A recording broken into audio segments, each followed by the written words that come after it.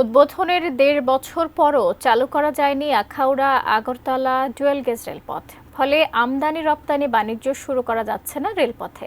ঠিকাদারি প্রতিষ্ঠানের কাছ থেকে সরকার বুঝে না নেয়ায় অলস পড়ে আছে বহুল কাঙ্ক্ষিত রেলপথটি। বিস্তারিত জানাচ্ছেন পূর্বাঞ্চলীয় ব্যুরো প্রধান পীযূষ কান্তি আচার্য। আন্তর্দেশীয় বাণিজ্য সম্প্রসারণে আখাউড়ার গঙ্গাসাগর থেকে আগরতলার নিশ্চিন্তপুর পর্যন্ত নির্মিত রেলপথের দৈর্ঘ্য ১২.২৪ কিলোমিটার। এর মধ্যে বাংলাদেশ অংশ ৬.৭৮ কিলোমিটার। এ রেলপথের অবকাঠামোগত অবশিষ্ট নির্মাণ শেষ হয় গেল বছরের অক্টোবরে। তবে দেশের পরিবর্তিত পরিস্থিতির কারণে রেলপথটি এখনও সরকারকে বুঝিয়ে দিতে পারেনি ঠিকাদারি প্রতিষ্ঠান। স্বাস্থ্যকর অল টাইম ফ্যামিলি কেক, সব সময় অল টাইম হেলদি লাইফ। বেকার পড়ে আছে ঝকঝকে রেলপথ ও অবকাঠামো।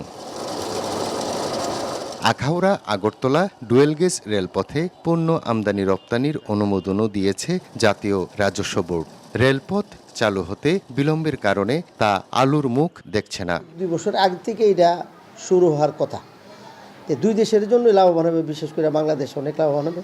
তাই আমরা চাই যে সকল জটিলতা দূর করে অতি সত্বর যেন রেল যোগাযোগের মাধ্যমে বাংলাদেশের ভারতের পণ্য আসা যাওয়া হোক। রেলপথ কবে চালু হবে সে দিনক্ষণ চূড়ান্ত না হলেও দ্রুত সময়ের মধ্যে ঠিকাদারি প্রতিষ্ঠানের কাছ থেকে বুঝে নেওয়া হবে জানিয়েছেন জেলা প্রশাসক। আশা করি যে খুব তাড়াতাড়ি এটা একটা সমাধান হয়ে যাবে। একটা বড় বর্ডার, একটা রেলওয়ের একটা বিশাল ফাংশন এখানে। যদিও রাস্তাটা মাত্র ৬ কিলোমিটার, কিন্তু এখানে কিন্তু আপনার বাণিজ্যের ক্ষেত্রে একটা বড় ভূমিকা এখানে আছে। আখাউড়া আগরতলা ডুয়েল গেজ রেলপথের নির্মাণ শুরু হয় ২০১৮ সালের জুলাইয়ে। বাংলাদেশ অংশের রেলপথ নির্মাণে ব্যয় হয়েছে ২৪১ কোটি টাকা।